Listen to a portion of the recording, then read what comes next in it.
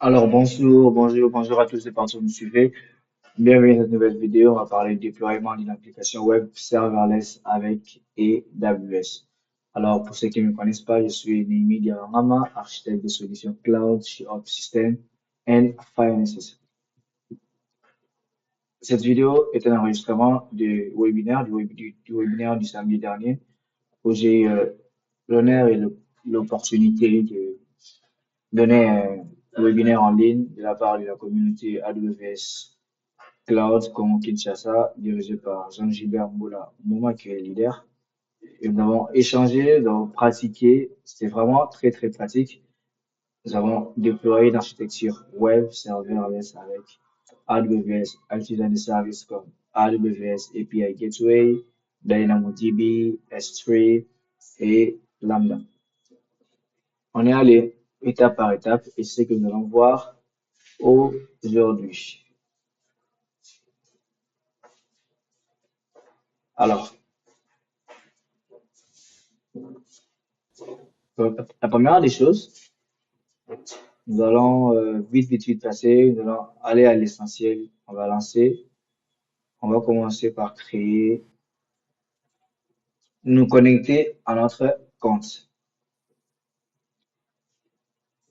Et voilà, nous allons, je sais comment je vais partager, oui. Voilà, nous allons partager l'écran afin que vous puissiez ensemble suivre avec moi ce que je suis en train de faire. Je rappelle,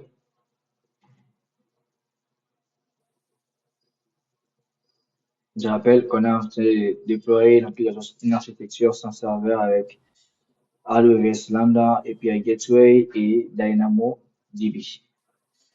Nous allons le connecter dans notre compte AWS. J'espère que vous avez votre compte avec vous, vous avez créé, ou si vous ne savez pas comment créer, j'ai mis un lien dans la description où vous saurez comment créer un compte AWS en partant de zéro.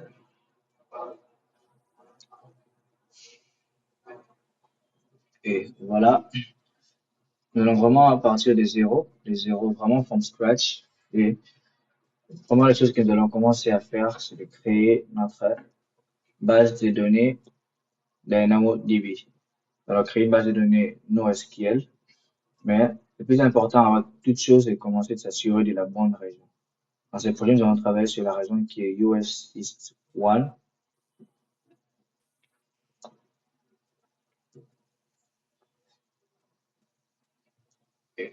Et il y a certains services qui sont régionaux en tout cas. Et puis il y a des services qui sont globaux. Services globaux, c'est-à-dire des services qui sont disponibles dans toutes les régions. Les services régionaux, vous pouvez créer des ressources spécifiques dans un service, mais si vous changez, quand vous changez de région, vous allez voir que vous n'avez plus en fait ces services, vous n'avez plus en fait ces ressources que vous avez créées. Donc, il faut vraiment faire attention au changement des ressources et afin de pouvoir travailler correctement.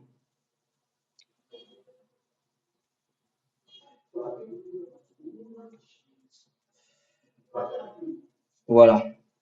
Alors, nous allons créer notre première table. On va partir de zéro, on va vraiment effacer tout ce que j'ai créé avant pour vraiment aller from scratch, comme je dis, des zéros, on répare des zéros et on refait tout ensemble. Voilà. On va créer une table. On clique dans Create Table. Désolé, hein, mon AWS, mon compte AWS est en anglais. Alors, on va créer une table. Vous pouvez donner n'importe quel nom pour une table. Ici, l'idée, on va pouvoir créer des tables. La première table va enregistrer les utilisateurs et la deuxième va permettre de voir les utilisateurs, voir les données qui sont dans la base des données. Voilà. Alors, on va utiliser une même clé de partition, hein, même clé, la clé. En fait, c'est ce qui va nous permettre, en fait, de pouvoir lier les data. Quand on va ici, on crée la première fonction get student data qui va nous permettre de faire un get, de fetcher ou bien de récupérer toutes les données, toutes les données des utilisateurs. Et on va utiliser la même clé de partition ici, la clé ID, avec dans l'autre fonction. Alors, on va le mettre en number pour voir si c'est un ID. Et on va créer là Première table. Prenez cette table comme une base de données, hein, où nos données seront euh, sauvegardées. Hmm. Et pourquoi DynamoDB? DynamoDB, ici, on voyait, on va dans l'avantage avec DynamoDB, il n'a pas de schéma spécifique. Qu'est-ce qu'il va faire? Nous allons juste partir euh, d'une table avec un ID et les données que nous allons essayer insérer seront dynamiques. Seront dynamiques. Pourquoi? Je vais pas, en fait, au préalable, dire à DynamoDB que j'ai besoin de telle colonne. Non, non. Je vais moi-même, je vais juste avoir l'ID qui va permettre, en fait, des références et des différencements. Mais les colonnes qui vont être créées, qui seront créées dans la base de données, elles seront dynamiques. Je pourrais ajouter les colonnes quand je veux. Hein. Donc, je ne les définis pas au préalable comme j'aurais fait pour une base de données RDS ou MySQL. Donc, voilà un peu. On crée la première fonction getStudentData. Cette fonction va nous permettre de récupérer les données de notre base de données, de notre application. Alors, on va mettre les tags vont nous permettre en fait, de regrouper les ressources. C'est vraiment très, très important d'utiliser les tags. Hein. C'est vrai que d'autres vraiment ne tiennent pas trop compte des tags et ils passent. Mais à la longue, plus vous avez beaucoup de ressources, plus vous avez des ressources à manager, vous voulez avoir une facilité dans la gestion de toutes ces ressources, vous devez utiliser les tags, cela va vous faciliter la tâche. Alors, nous allons créer la première table qui est euh, Get Student Data. Alors, je rappelle, cette table va nous permettre de récupérer les données des utilisateurs. On va faire un get. On va créer l'autre table. De la même manière, en fait, vous créez, vous donnez les noms, hein, un nom pour permettre, un nom aussi qui parle, hein. Ici, on va l'appeler insert, quel nom donner, je sais pas, insert student data. On va utiliser la même ID, qui est, le même ID, autant pour moi, désolé, qui est number. On va mettre aussi les tags, on va mettre les mêmes tags. Alors ici, nous avons nos deux tables. Nos deux tables. La première table qui va me permettre, la première base de données, ici dans la base de données. Là, ici, on parle de table. La première table qui va nous permettre de récupérer les données. Et la deuxième table qui va nous permettre d'insérer les données dans la base de données. On attend que nos tables puissent être créées.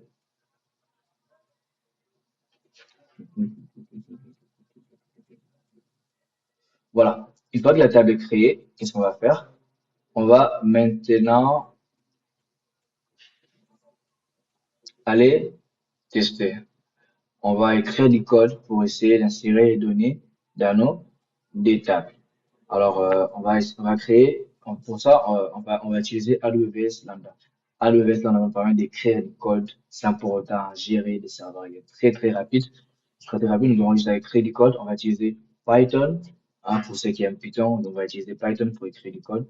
Nous allons les exécuter. Et en exécutant ces codes, nous allons créer des fonctions. La première va nous permettre de récupérer les données et la deuxième va nous permettre de insérer les données. Vous pouvez voir quand vous allez dans Explore Table Item que nos tables sont vides, il n'y a aucun élément. Alors nous allons maintenant faire en sorte, essayer de faire, de tester, essayer d'insérer les données dans nos différents tables. Alors, vous pouvez aller là-bas de la recherche et taper dans Lambda. Lambda, c'est le service NoSQL, qui est le service Lambda qui exécute du code sans pour autant vous charger les serveurs. Alors, il est très rapide, mais lorsque votre code a un temps d'exécution supérieur à 15 minutes ou est très très lent, pour cela, vous pouvez aller à d'autres services sans serveur comme Lambda, comme ECS ou Fargate, CCS Fargate, avec et au lieu peut-être utiliser Lambda parce que Lambda euh,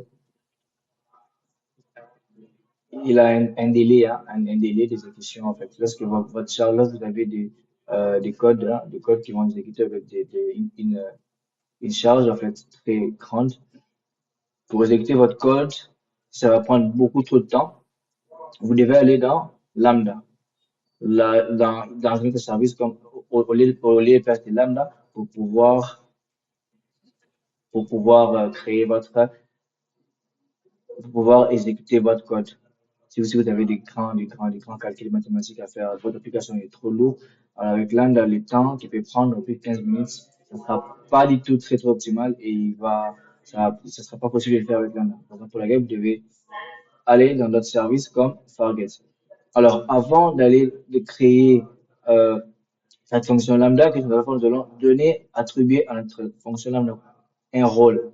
Pourquoi? Parce qu'ici, on a besoin d'accéder à DynamoDB, qui est le service où on va stocker nos données. Et ici, nous avons Lambda, qui est le service qu'on va utiliser pour écrire notre code. Notre code on va créer des codes. On va créer du code Python pour récupérer les données de la base de données et puis notre code pour insérer les données. Alors, donc, nous voulons communiquer des services AWS.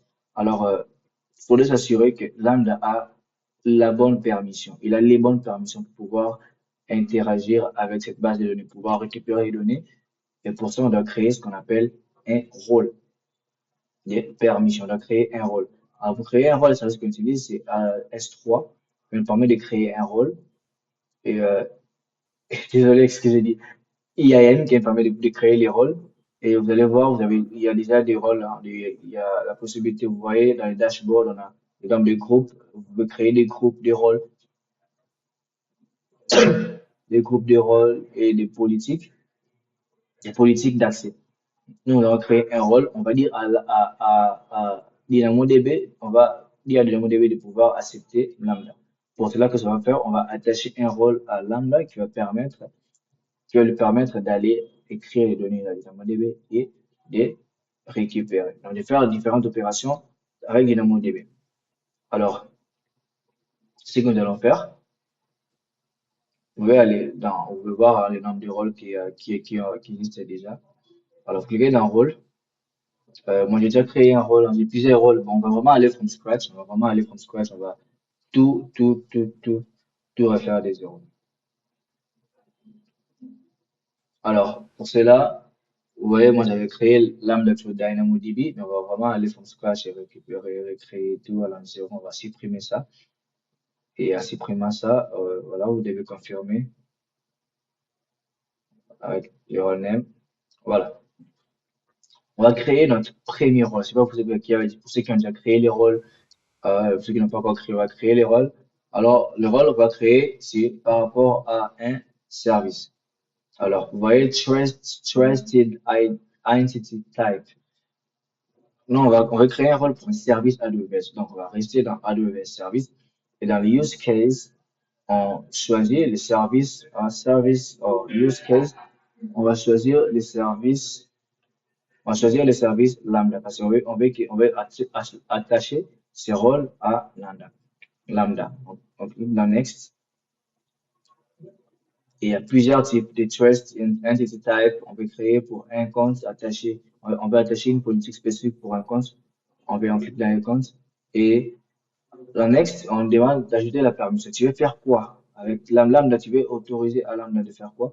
On va lui dire que nous voulons que Dynamo il puisse avoir l'accès à DynamoDB. On veut donner tous les privilèges de DynamoDB. Insérer les données, récupérer les données, modifier les données, on va les donner. C'est là. Et on clique dans DynamoDB Full Access pour donner tous les privilèges de DynamoDB. And then click sur Next. Alors, on peut lui donner un rôle, hein. Le rôle, vous pouvez donner le rôle comme vous voulez, le nom du rôle comme vous voulez, hein. Mais ça doit en fait être explicite, pas n'importe quel nom. Donc, vous pouvez écrire Z. Non, non, non, quand même un nom qui a du sens. Et voilà. Et vous pouvez ajouter les tags, c'est optionnel, mais vous pouvez ajouter les tags pour une meilleure organisation. Et donc, c'est créé. On va maintenant, dans notre fonction lambda qu'on était en train de créer, on va créer une fonction lambda pour attacher cette politique. Ce rôle qu'on a créé, on va l'attacher pour que cette fonction puisse avoir la possibilité d'écrire des données, d'insérer les données, de récupérer les données dans DynamoDB. Alors, on va commencer par la première fonction. La première fonction va nous permettre de récupérer les données de la base de données. Alors, on va dans Create Function pour créer une fonction. Je donne le name. Vous pouvez donner n'importe quel nom, hein. Voilà. On va l'appeler, on va l'appeler getData. On va utiliser le runtime système. On va utiliser, vous voulez écrire quel code? Moi, j'écris du code Python. Je sélectionne Python 3.10. Alors, vous voyez dans Change Default Execution Code. Ici, on doit attacher les rôles. Vous voyez, vous savez, on a créé un rôle avant, un IAM. On veut l'attacher ici. On veut l'attacher ici. On veut que ce rôle puisse attacher à cette fonction, avec que cette fonction puisse avoir les privilèges nécessaires afin de se connecter dans notre base de données DynamoDB. Alors, vous voyez, quand vous allez cliquer dans Use Existing Role, c'est utiliser un rôle existant. Vous voyez, il sort le rôle qu'on a eu à créer précédemment. Il est reconnu, il sait qu'on a créé un rôle. Alors, vous cliquez sur cela. Donc, vous attachez ce rôle dans notre fonction. Et pour additionner une configuration, vous pouvez laisser, hein, vous pouvez laisser comme ça. C'est pas important pour notre projet. Alors, vous cliquez sur Create Function. Une fois la fonction est créée, vous allez voir, le design est trop beau, hein. Il est beau. Alors, il y a plusieurs sections, code, test, monitor, configuration, aliases and versions. Pour le code, c'est là où on va écrire notre code. Par défaut, il y a un petit code qu'il propose. Maintenant, on va écrire ici la logique. On va écrire ici la logique qui va nous permettre de récupérer. La logique va permettre de récupérer les informations qui sont dans la table Get Student Data qu'on a créée. Cette table va regrouper toutes les données, toutes nos informations. Alors, les tests vont nous permettre de tester les codes que nous avons, parce que quand vous créez un code, vous écrivez un code, vous pouvez le tester d'abord avant de les déployer. Déployer, genre les rendre, les mettre à jour, les mettre, les mettre prêts, les rendre prêts afin de pouvoir l'utiliser. Alors, j'ai préparé du code pour vous. J'ai préparé du code pour vous. J'ai préparé un code on va juste modifier. Voilà, comme ça, vous allez aller très vite. Je mettrai les liens dans la description de mon article, de mon article. Les médiums que j'ai écrit sur comment créer une application sans serveur avec Lambda API Gateway. Vous trouverez en tout cas toutes les étapes nécessaires et fournir des explications détaillées afin de vous aider. Si vous avez des questions, vous pouvez me laisser un message dans les chats ou sur mon LinkedIn, Media Bangama. Je serai très très ravi de vous répondre. Alors, j'ai un code que j'ai préparé pour vous. Mon code est là. Alors, qu'est-ce que ce code fait? Il récupère dans cette table. Vous voyez la table, on avait créé une table Student Data. Alors, il y a les DynamoDB, les DynamoDB ici, hein, on sélectionne la région. On fournit la région nécessaire. Nous, dans la région, j'ai dit au départ que la région, c'est US East 1. Alors, il faut vraiment vérifier que vous êtes de la même région que moi, sinon, vous pouvez changer la région et mettre la bonne région par rapport à quelle région vous utilisez. Alors, on sélectionne les students data. Data, c'est la table en question. On peut sélectionner cette table, on les stocke dans un variable table. Et qu'est-ce qu'on fait? On fait un scan. On va récupérer toutes les données qui sont à l'intérieur. Et c'est très très simple. C'est une très simple fonction. Et là, vous avez écrit votre fonction Python qui permet de récupérer les données qui sont dans la table, sur un data. Vraiment être sûr que vous êtes dans la correcte, de la bonne et bonne région. Bonne et bonne région. Très important. Si vous êtes dans une région différente, alors le code ne marchera pas. Il faut vraiment vous assurer que vous êtes vraiment dans la bonne région et que tout passe pour les mêmes. Vous récupérez, vous écrivez de la même manière. Vous avez nommé votre table. Vous l'avez aussi nommé ici pour pouvoir y insérer nos connexions. Vous voyez, moi, chez moi, ici, dès mon début, j'ai créé. Voilà, c'est Get Student Data. Je l'ai oublié. J'ai créé Get Student Data. Je dois modifier. Je vais mettre la bonne table. Donc, vraiment, faites attention ici de mettre de respecter comment vous avez écrit de l'autre côté et aussi la région. Une fois que c'est bon, à chaque fois que vous allez créer une fonction, vous voyez, vous souvenez quand on a créé la fonction lambda, il y avait le code qui était là. Alors, pour mettre à jour avec les nouveaux codes, il faudrait toujours cliquer dans Deploy. Cliquez sur Deploy. Quand vous déployez, vous dites à lambda de prendre en fait les codes, de mettre à jour les codes qu'on vient d'écrire. Qu'il puisse prendre ça, en effet, et enlever, un peu comme un override de ce qui était déjà là. On clique sur Deploy C'est un peu comme quand vous faites du Word et vous enregistrez, pour que quand vous allez prochainement revenir, vous puissiez voir là où vous êtes enregistré, là où, voir les codes, les écrits que vous avez écrits. Alors quand on clique sur Deploy, il va mettre à jour notre fonction et maintenant on peut tester. Je rappelle que notre fonction getStudentData est vide. Donc on doit avoir un statut décent disant que c'est vide. En cliquant sur test, il me demande de créer un new test event. Vous nommez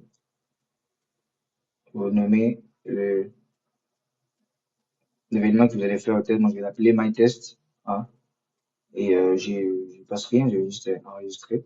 J'ai créé un peu comme un event. Hein, je vais comme ça faire les tests. J'enregistre, je n'écris pas, je ne passe pas de valeur, je vais juste faire un get. Et quand je clique maintenant sur test, vous voyez la réponse dans output. J'ai une réponse, un tableau vide. J'ai un tableau vide. Pourquoi? C'est normal parce que notre base de données, notre table, getData est vide. Donc, quand je vais dans Export Table Item, quand je vais le rendre ici le rendre, il fait la même opération que l'histoire. Vous verrez qu'il est vide, il a zéro donnée. Raison pour laquelle on a un tableau vide. Donc, on est sûr que notre fonction marche correctement. Et vous allez voir si la deuxième fonction est vide. Nos deux tables sont vides. Alors, la première fonction marche correctement. On va maintenant créer une autre fonction. Cette fonction va nous permettre d'insérer les informations de la base de données. On va faire la même chose. On donne un nom, comme vous voulez. Ça doit avoir du sens. Et utiliser les mêmes runtime. Je vais créer du code. Moi, j'écris mon code est en Python. Ça va permettre d'insérer toujours la change default execution role. Nous allons sélectionner les rôles que vous avez créés précédemment afin de permettre de mieux collaborer, de communiquer, de faire communiquer Lambda et les MongoDB afin qu'il y ait de bonnes permissions. Donc, créer la create function. Une fois que c'est bon, vous verrez notre fonction que vous avez créée. De la même manière, vous avez dans code. Alors, j'ai préparé aussi pour vous du code pour insérer un code Python pour insérer les informations dans la base de données dans la table dans MongoDB. Vous trouverez ça aussi, vous trouverez le code dans les liens. Vous trouverez le code dans les liens que j'ai mis de mon article. Et test, c'est pour tester. Monitor, c'est pour faire du monitoring. Notre fonction, comment voir le schéma, comment une requête sur ça, comment la fonction s'est exécutée, les flux et tout. Voilà. Et par défaut, dans la fonction lambda, il donne toujours un code. Nous allons remplacer le code existant que nous avons. Et en remplaçant, vous voyez, c'est pas bien la même chose. On va modifier la table. Ici, on va sélectionner insert student data. Pourquoi? Parce que, excusez-moi, c'est dans cette fonction que nous insérons les données dans la base de données, dans notre table. Vous voyez, on va appeler insert student data. On va remplacer. Vous pouvez faire la même chose. C'est quand vous remplacez, oups, voilà ce que je vais écrire. Quand vous remplacez, voilà. Ici, on est connecté. On a dans MongoDB, on sélectionne la table insert student data. Et ici, on va insérer une information. Qu'est-ce que l'information va insérer? On va insérer le student ID. Il a bien student data a le même student ID. Et ici, qu'est-ce qu'on lui passe? On lui passe un name, on lui passe un student class, et puis on lui passe l'âge. Alors, le code, on vérifie si on a vraiment toutes les données, toutes les valeurs nécessaires sont présentes. Et après, si c'est pas le cas, on affiche une erreur disant qu'il manque quelques informations. Et voilà un peu ce que la fonction, voilà un peu ce que notre fonction fait. Et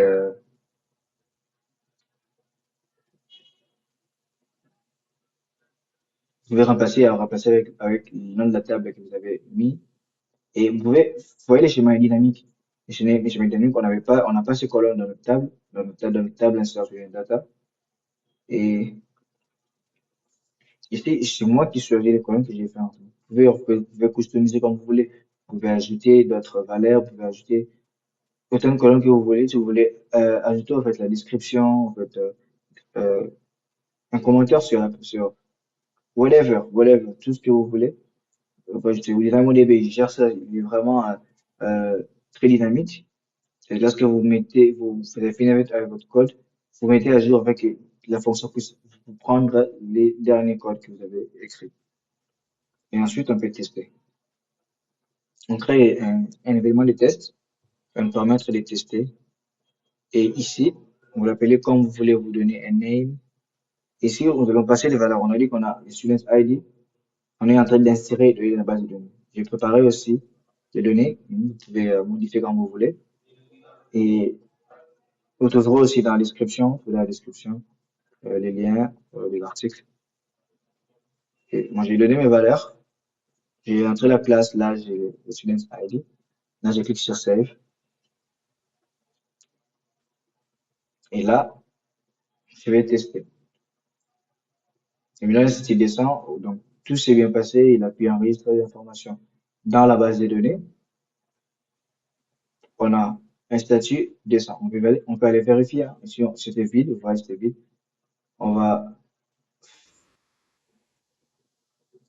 aller dans notre table. Vous voyez, si insert sur une data, c'est la table où on a inséré les données. Quand vous cliquez sur Run, vous voyez dans le résultat, on a l'information qu'on vient de saisir dans Lambda. On vient de faire le test sur Lambda et on voit que correctement le lien s'est bien passé. Il est très bien connecté. Hein, la fonction a pu exécuter, insérer les données dans notre table DynamoDB. Ça montre que notre fonction lambda marche correctement. La fonction lambda marche correctement. On fait un grand pas. Nous avons créé des fonctions. La première fonction, c'est pour insérer les informations de la base de données et la deuxième, c'est pour récupérer. Nous avons créé la fonction lambda qui va me permettre de saisir ces informations, exécuter du code, exécuter du code et de manière très rapide. Ça, c'est notre fonction getData. La fonction getData, qu'est-ce qu'il fait? Il récupère les données de la première table qu'on a créée. Vous voyez? Donc, quand on envoie sur un test, il doit me récupérer l'information que j'ai fait entrer, que j'ai saisie, qu'on a retrouvée là-bas. Pourquoi? On a retrouvé dans le zéro. Il est toujours vide. C'est quoi? C'est un problème de cache. Alors, on va modifier le dernier événement qu'on a créé et on va supprimer cela. Parce que ici, il récupère les informations. Il récupère les informations des et récupère les informations de la base de données. J'ai inséré l'information à partir de deuxième fonction lambda, insert student data. Et getStudentData, lui, il est là pour m'afficher les informations. Donc, de façon le cache et on va tester à nouveau. On fait un test. Oh là là. Bon, on va carrément supprimer ce test. Voilà, on les exécute ici. Non, on va carrément supprimer, je crois. On va carrément supprimer.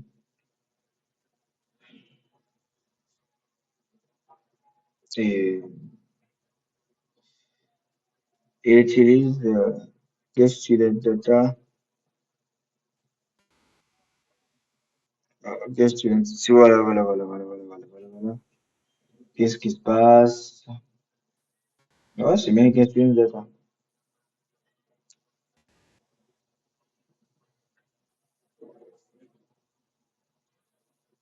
Voilà, c'est insert student data, pas get student data. Voilà. Enfin, lui, il récupère les informations qui est de la deuxième base, de la deuxième table qu'on a créée. Donc maintenant, on va créer un nouveau test, on va faire un nouveau test. Pour mettre au niveau des noms de la table, il faut vraiment faire attention à mettre les bonnes informations. Sinon, vous n'aurez pas les résultats. Alors, on va faire un test, on doit récupérer et voilà. Vous voyez la réponse? On a récupéré les informations qui se trouvent dans la deuxième table.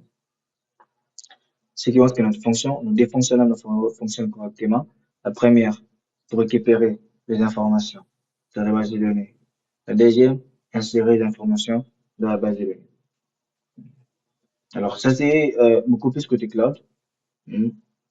côté système, mais on va le mettre dans un front-end. Ah, ça, c'est notre back-end. Ça, c'est un peu comme si vous travaillez avec Postman, vous testiez votre application. Et la prochaine étape consiste maintenant à le faire avec les front-end. On aura un front-end où on aura un bouton qui va faire une requête, récupérer les informations. Et le back-end, à partir du back-end, la base de données.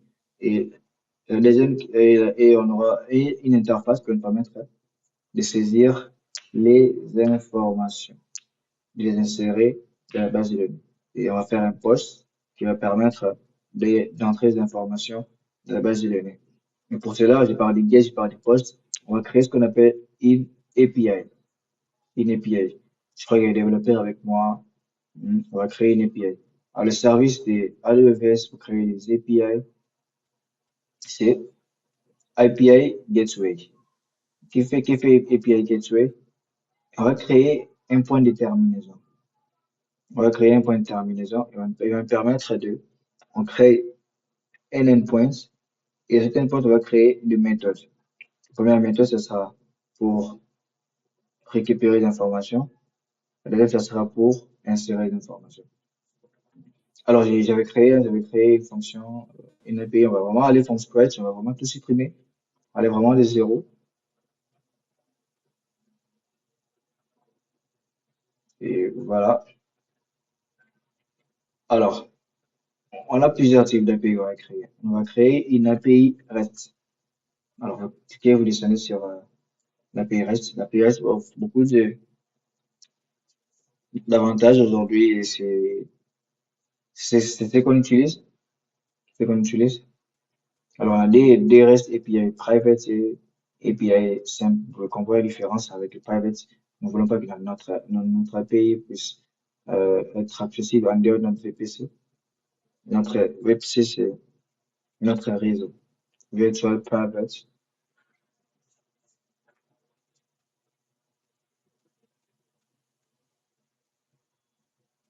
Voilà. On va créer notre premier API. On va créer qu'un seul API. On va créer des méthodes à l'intérieur. On va créer une méthode pour récupérer les données, une méthode pour insérer les données. Alors, les REST API private. Create a REST API that is only accessible from within a VPC, donc à l'intérieur de notre Virtual Private Cloud, notre réseau cloud privé. Nous, on veut que ce soit public, en fait, qu'on puisse le tester. On clique dans Build pour créer notre API. Vous pouvez donner un nom comme vous voulez, et une description. Alors, le nom, on va l'appeler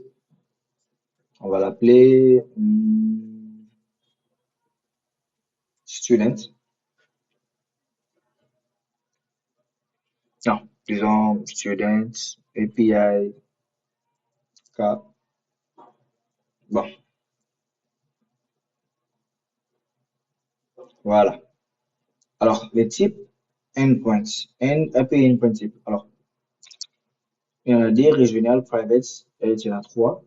Alors, si on veut que notre API puisse être privé, alors on va aller dans private. Si on veut que le edge optimize, c'est pourquoi? C'est pour dire à notre API que non, j'ai besoin que ce soit accessible de partout.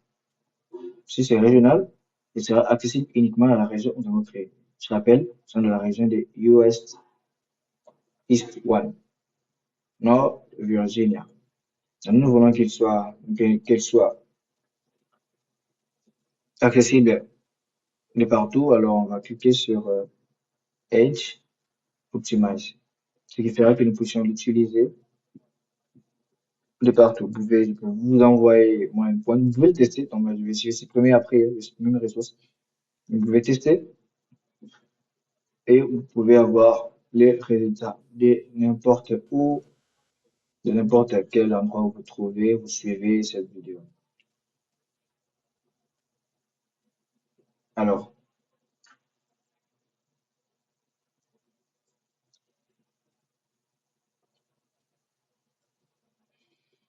on a créé notre API, on va maintenant créer des méthodes. On va créer des méthodes, plusieurs méthodes. On a la méthode get, post, on va créer des méthodes pour notre cas. La première méthode sera pour récupérer les informations et la base de données. Alors, on va sélectionner le type de méthode get. Alors, on va l'associer à notre fonction lambda. On a créé déjà Nous avions déjà créé la première fonction, nos fonctions lambda. La première qui récupère les informations, la deuxième qui insère les informations. Alors, partant de cela, nous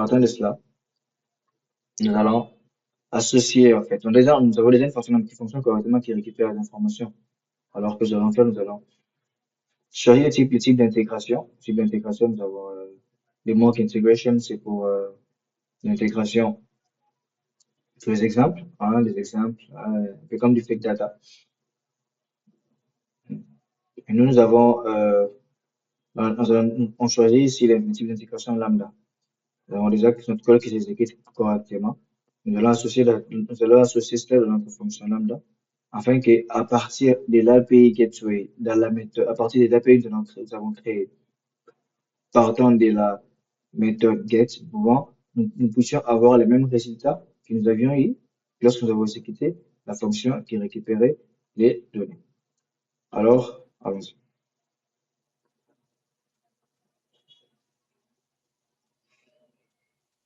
Voilà, alors on choisit dans la bonne région. Vous voyez la région très importante et vous allez choisir le type de fonction. Quelle fonction? Nous avons créé, nous avons des fonctions que nous avons créées. Nous voulons créer avec la méthode get, c'est voilà, get data. C'est cette méthode qui nous permettait de récupérer des informations. D'autres paramètres, nous allons pas nous en occuper maintenant. Alors, nous avons créé une méthode qui est attachée à la fonction qui récupère les informations. Alors, on va le tester. Donc, je disais tantôt que notre méthode, notre fonction lambda, qui est associée à cette méthode get, cette fonction lambda, qu'est-ce qu'il fait? Qu'est-ce qu'elle fait? Elle récupère les informations de la base de données, de la table. Alors, nous allons faire la même chose. Nous devons, à partir de cette méthode get, qui se trouve dans qui fait partie de notre API qu'on a créé, avoir les mêmes résultats. Et quand nous allons tester, nous allons nous assurer que nous avons les mêmes résultats que lorsque nous exécutons la fonction lambda à elle-même. Et voilà, vous allez dans test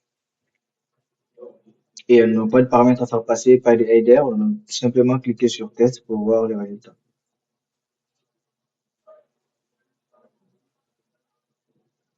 Et vous voyez, on a dans notre response body, on a correctement pu récupérer l'information dont nous avions besoin. Il est là. Vous voyez, notre méthode get dans notre API marche correctement. Nous avons pu récupérer les informations qui se trouvent dans la table get data. On va créer notre méthode très rapidement, post, pour insérer maintenant les données. Et qu'est-ce qu'on va faire? On sélectionne la bonne fonction, toujours. Et ici, qu'est-ce qu'on fait? On va tester. On fait exactement de la même manière comme on a fait avec la méthode get. De la même manière, on va dans test. Voilà, on peut tester, hein. On va dans test et on va passer ici pour tester. Vous voyez, vous vous souvenez, pour tester la fonction lambda, on a passé les valeurs. Parce qu'on vient insérer les données. On pouvait modifier en tout cas les mêmes valeurs nous avons utilisées. Et ensuite, on fait un test.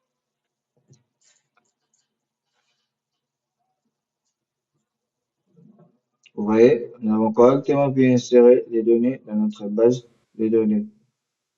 Donc ça marche correctement, tout marche bien, nous avons nos données qui sont là.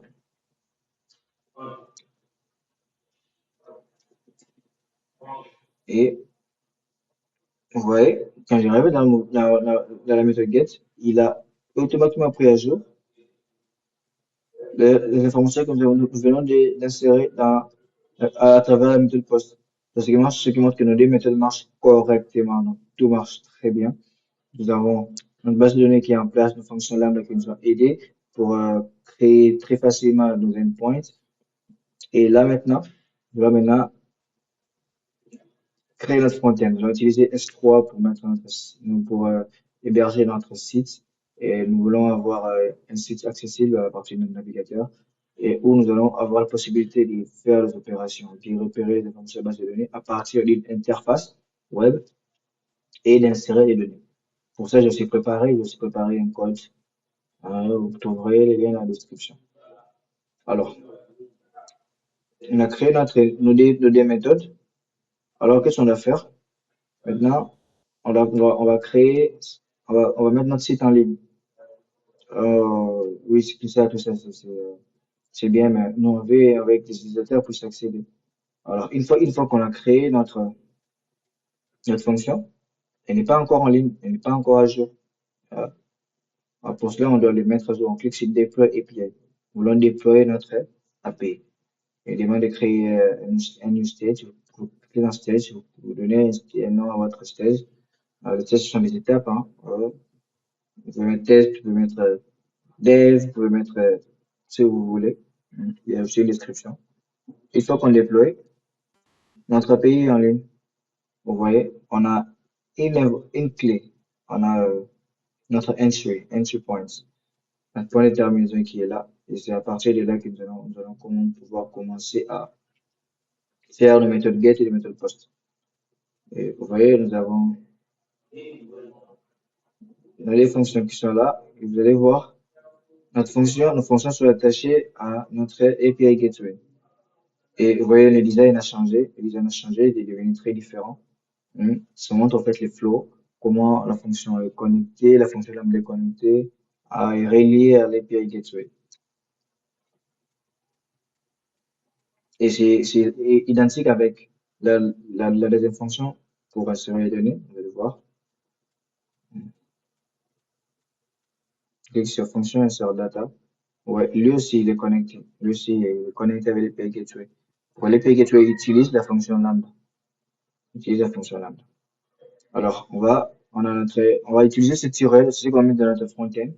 Ouais, c'est avec cette URL qu'on va utiliser, c'est notre URL du back-end. C'est notre back-end. C'est à travers de lui que je vais faire on va faire nos méthodes, nos get et nos posts.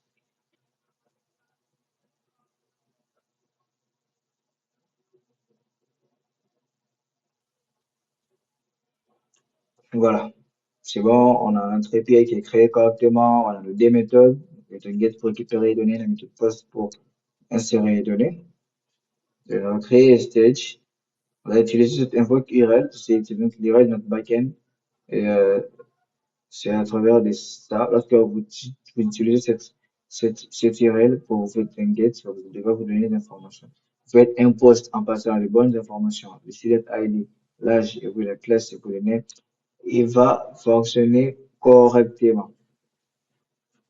Alors, la prochaine étape consiste à créer, mettre tout ça dans une interface visuelle. Voilà, on va créer notre bucket.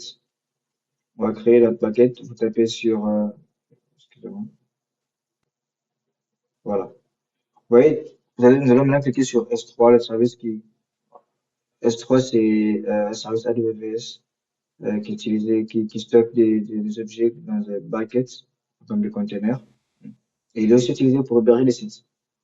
Si vous avez un site très simple, un site statique, un site React.js, Next.js, vous pouvez Angular, vous pouvez vous pouvez l'héberger rapidement, vous pouvez utiliser S3, il est très facile à utiliser. Et nous allons mettre en ligne notre site. On va partir d'un site très simple, du HTML, du JavaScript, très simple, afin de pouvoir réaliser notre petit projet. Alors, cliquez sur S3, et une fois dans S3, une fois dans S3,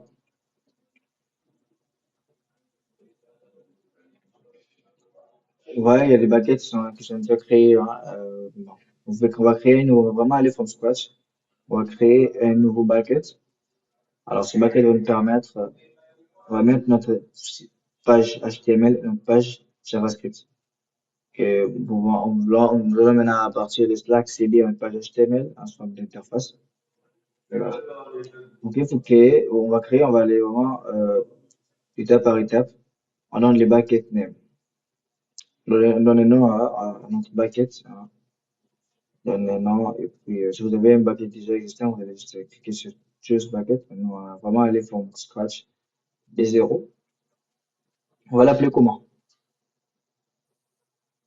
On va l'appeler, voilà, on va l'appeler serverless. Ok.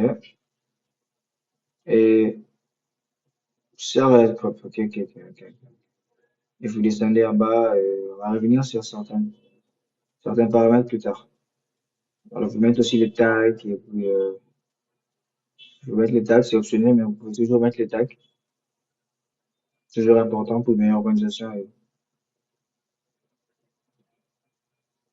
Voilà. Et puis, on va toucher que ça pour créer les buckets. C'est dans les buckets, on va mettre notre page HTML et JS. Tout préparé pour vous. On va juste modifier, on va juste customiser par rapport aux informations, avec les bonnes URL, les bonnes informations par rapport à notre bucket. Vous pouvez modifier. Alors, vous voyez, notre bucket est vide. Voilà, j'ai préparé, je vous montre une page HTML et JS. Voilà, il est là. Notre page indexscripts.js est là. Celui qui est là, c'est celui qui. On va changer, vous voyez, on va changer de variable. On va mettre les bonnes informations par rapport à notre cas. Ça, c'est un projet que je faisais pendant que je préparais, pendant que je préparais le webinaire, justement.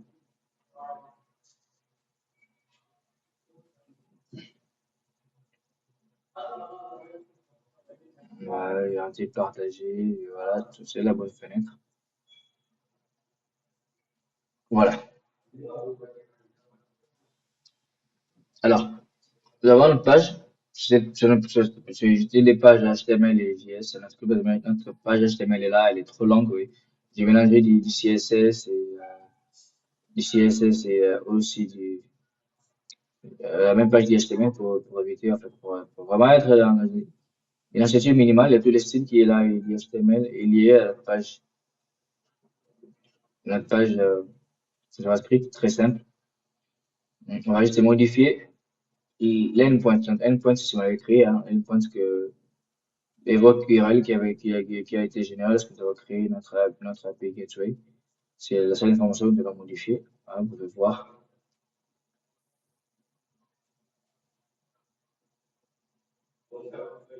Voilà. Dans notre student,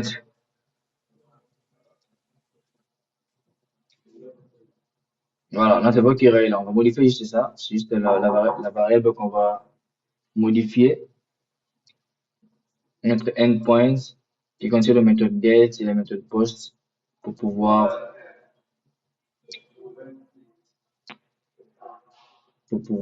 récupérer les informations de la base de données et insérer les informations de la base de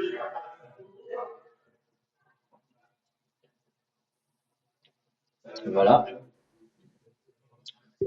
Alors, alors, nous allons modifier les, l'API endpoint. Vous allez mettre la bonne, vous allez mettre, vous allez remplacer par rapport à à l'endpoint, hein, à votre endpoint que vous créé, qui a été généré pour vous. Vous avez créé votre API Gateway. Et dans le JS aussi, on va modifier. Et vous enregistrez, vous prenez les modifications. Oups. Voilà. Super. Maintenant, on va importer nos deux fichiers sur le S3. Nous voulons ici accéder à cette page à partir de notre navigateur.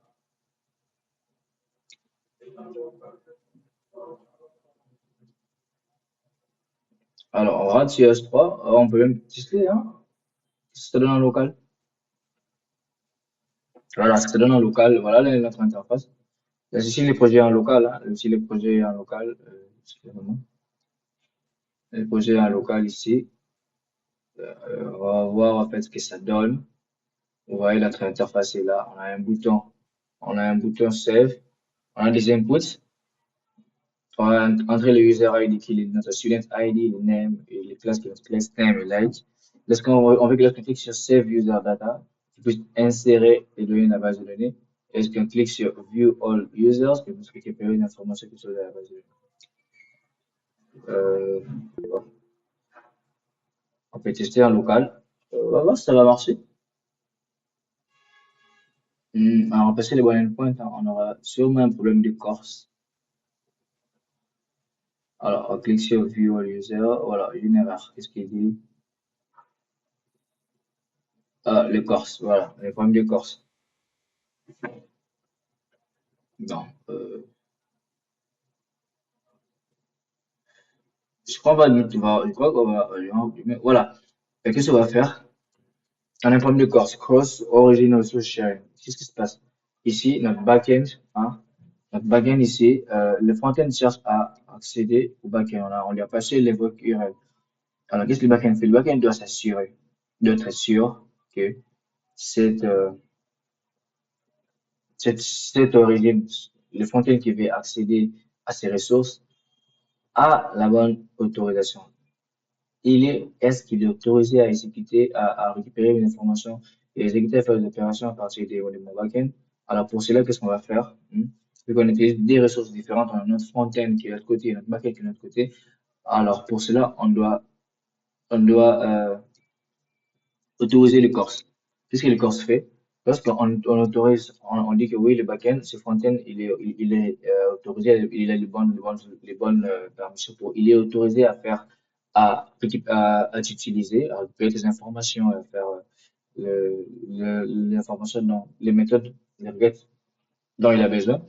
Alors pour cela, pour vérifier qu'est-ce que le backend fait, parce que les frontends, comme dans notre cas, on a cliqué sur View All User pour récupérer l'information.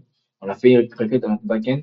Le backend doit vérifier si cette origine est autorisée pour pouvoir faire cette requête-là. Qu'est-ce qu'il fait? Il envoie une requête option. Il envoie une requête option et il attend les résultats de cette requête option. Lui dit que c'est bon, il est autorisé et puis après, il permet de récupérer, de faire la requête que tu as demandé. Alors, qu'est-ce qu'on doit faire? Dans notre API, on doit autoriser le Corse, on doit l'activer. Et dans API Gateway, on doit l'activer des deux côtés. Des deux côtés, oui, on va l'activer avec l'API Gateway ici. Et voilà,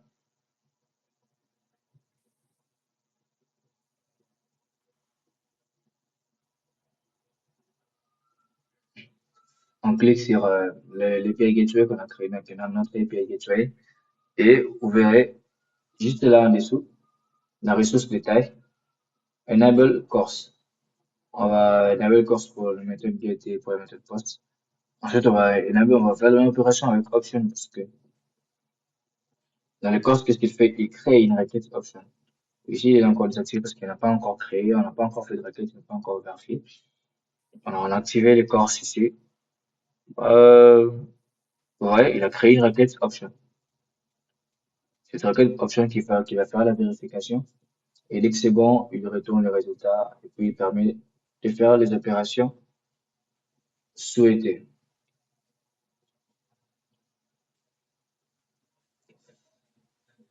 On a correctement activé les courses. Euh, voilà, vous pouvez être vraiment sûr, hein, vous pouvez vraiment être sûr. Activer, super. On peut aller tester le front-end si ça marche toujours. Bon, ça marche pas. Je pense qu'on va les faire avec S3. On va les faire avec S3 directement. Hum. Importer le fichier et on va voir ce que ça donne. Ouais, si on a un Corse qui refuse, ça bloque. C'est vraiment parce qu'on n'a pas déployé, on n'a pas déployé les pieds. Oui. On a toujours déployé pour qu'ils puissent prendre les dernières mises à jour et ça sera tout. Alors on importe nos deux fichiers dans S3 afin qu'on puisse accéder à notre application à partir de AWS.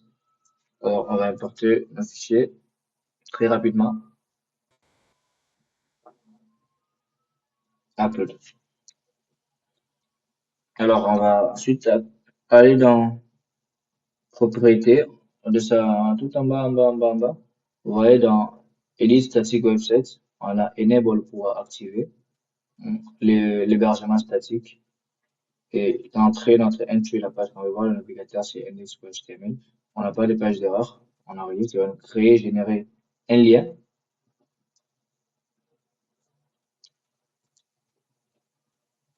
Il va nous créer, générer un lien qui va nous permettre d'accéder à partir du navigateur. Alors, pour accéder à partir du navigateur, on doit désactiver l'accès, les blocs public access. Ceci nous permettait qu'un bucket ne puisse être utilisé et accédé que par nous-mêmes. On le rendre public et qu'est-ce qu'on va faire? On a enable les static web hosting. Ensuite, qu'est-ce qu'on a fait? Il nous a généré un lien qui va nous permettre d'accéder à notre site. Mais le bucket, là où le site est privé. Et il avait le bloc public access, donc l'accès public qui était activé, qui était bloqué. On a désactivé pour permettre l'accès. Qu'est-ce qu'on doit faire? On doit maintenant définir ce qu'on appelle les bucket policy, la politique du bucket. Comment nous voulons qu'un bucket se comporte? Nous, on veut qu'à partir de ce bucket, on puisse récupérer les informations qui sont dans les buckets. Alors, on va créer une statement, vous choisissez le service. Nous, on veut que ces buckets, on peut faire quoi? On veut faire quoi avec ces buckets? On veut récupérer l'information. Donc, notre bucket qui est dans S3, on fait S3. Quelle action on veut récupérer? Récupérer, c'est get object. S3, il enregistre l'information sous forme des objets, comme sous forme des objets dans le bucket. Get object, et dans quelle ressource? On veut que la ressource, notre ressource, on veut que ce soit dans notre objet. Alors, on modifie les buckets name, vous modifiez par rapport à vos informations, et on met notre bucket qui est serverless group CK et slash, donc tous les dossiers, les sous-dossiers, les fichiers qui sont à l'intérieur du bucket. Cette politique va s'appliquer à tout. Alors, le principal, on va le définir pour tout. Alors, pour être sûr, vraiment être sûr que vous avez bien écrit dans du bucket. Et CID, c'est donner du tenant à votre bucket policy. La version reste la même, la version change pas, la version de c'est une convention. Et le principal, vous allez mettre star pour dire all. Modifier avec les guillemets.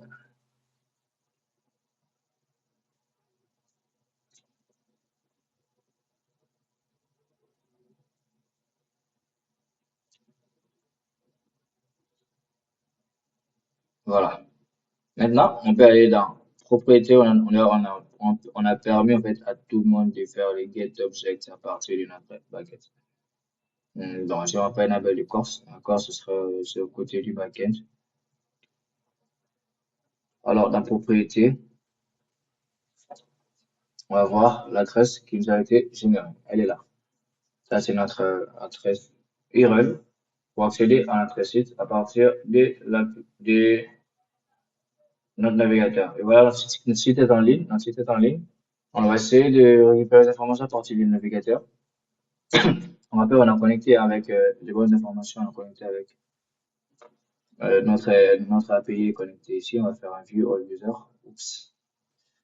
On a une erreur ici, le course. Bon, on va voir.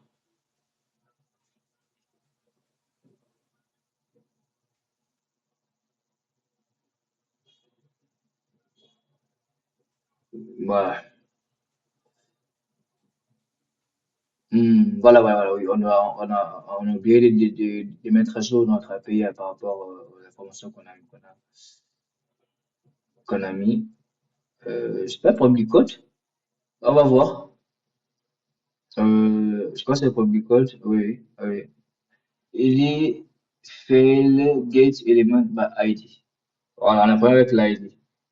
On a un problème avec l'ID. Voilà, c'était juste un problème de mise à jour, hein. On devait mettre à jour notre API Gateway. Lorsqu'une fois que vous apportez des modifications, nous on a enable le course, il fallait retourner et faire deploy API afin que les informations puissent se mettre correctement à jour. Vous voyez, on a les mêmes informations qui sont dans get sur les data, sur les informations qu'on a récupérées. Voilà, les informations qu'on a récupérées sont là. Et on a inséré les données. On a récupéré les données correctement. Voilà, nous avons des données dans notre table.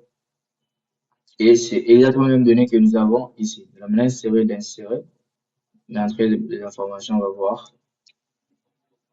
Tester notre API correctement. On modifie l'âge et on met D et puis on fait save user data. Supprimer d'abord la fonction. Ouais, nous avons des données, des informations. Bon, on peut actualiser, hein, voir. Ouais. Alors, on va tester à nouveau, saisir les informations. Puis, on va voir. Cinquième, on met la place, on met l'âge. Save user data. Cliquons. Et on va voir qu'est-ce qui ne marche pas.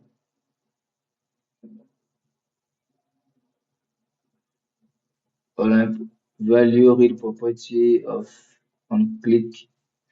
Ah, on va voir notre code, on a un problème avec les codes, on a un problème avec les codes, on a un problème avec les codes. Cannot read property of null value get event by ID. Voilà, il dit sûrement, voilà. C'était student ID de ce côté-là.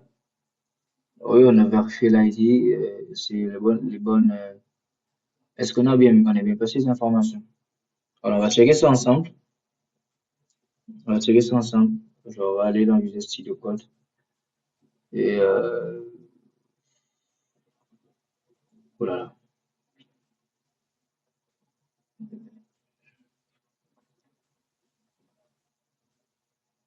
Non, le problème était l'ID. Oui, on a, c'est Student ID. Il faut bien écrire les variables. Alors, je fais petite modification. Nous allons mettre à jour et modifier. Il va importer à nouveau pour qu'il puisse prendre à jour les nouvelles modifications. Hum.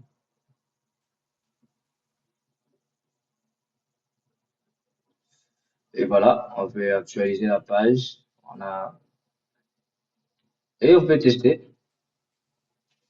Bien sûr, on écrit de la même manière, les mêmes informations, hein, récupérer les mêmes informations sur notre front-end, la même manière que vous avez écrit dans votre HTML et dans votre,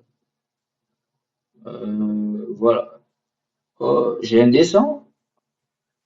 Ah oui, c'est bon. Il a pu enregistrer les informations. Bon, il a bien géré l'erreur ici en affichage par rapport à l'information. Les données sont correctement entrées dans la base de données DynamoDB. Et voilà, nous avons notre information nos informations qu'on a saisies, on a introduit dans la base de données qui sont correctement là, juste des problèmes de gestion de l'affichage des erreurs et des succès. Et c'est par là que on atterrit, vous voyez, dans Student Data, on a maintenant trois informations qu'on a pu insérer à partir du navigateur, à partir de notre front-end. Nous avons correctement pu insérer les données. On va la get data, on va voir aussi que la donnée a été bien insérée. On peut y accéder, que ce soit dans la fonction, que ce soit dans notre front-end. Les données sont correctement insérées. Alors, c'est par là qu'on finit notre projet. On a parlé de beaucoup de choses. On a commencé par créer la base de données. L'idée ici était d'avoir une base de données serverless. Et après la base de données, on a créé une fonction qui nous permet d'exécuter du code. Quel code? La logique pour récupérer les données, la logique pour insérer les données dans notre base de données. C'est ce qu'on a fait. Et on a créé le fonction lambda. Mais avant de créer le fonction lambda, on a créé un rôle qui a permis, qui a permis à lambda d'avoir les bonnes autorisations pour écrire dans DynamoDB. Et ensuite, on a créé la API Gateway qu'on a connecté avec le fonction lambda. On a permis d'avoir un lien, notre backend, notre API entry, notre API endpoint, où on a créé des méthodes, get et post. On a autorisé les courses afin que notre front-end puisse utiliser notre backend correctement. Et on a mis notre front-end dans S3. On a activé l'hébergement statique, oui. Et on a permis notre bucket, on a donné à tout le monde la possibilité, on a donné à tout le monde la possibilité de pouvoir récupérer les informations qui sont dans le bucket, la méthode principale star. Vous pouvez mettre principal uniquement vous, votre compte, uniquement, oui. Et on a modifié dans ce qu'on appelle la politique du bucket policy. On a sauvegardé et on a testé et tout est bon. Merci beaucoup de m'avoir suivi. Merci beaucoup. Merci si cette vidéo vous a plu, mettez un j'aime. Et si vous avez des questions de commentaires à faire sur la vidéo, vous pouvez le mettre dans la section commentaires. Je mettrai les liens dans la description, le lien de mon profil et les articles. L'article est disponible sur Medium. Vous pouvez aller suivre. Très très détaillé, très bien détaillé pour vous aider à prendre la main et à vous lancer sur les mondes du sans serveur. Voilà.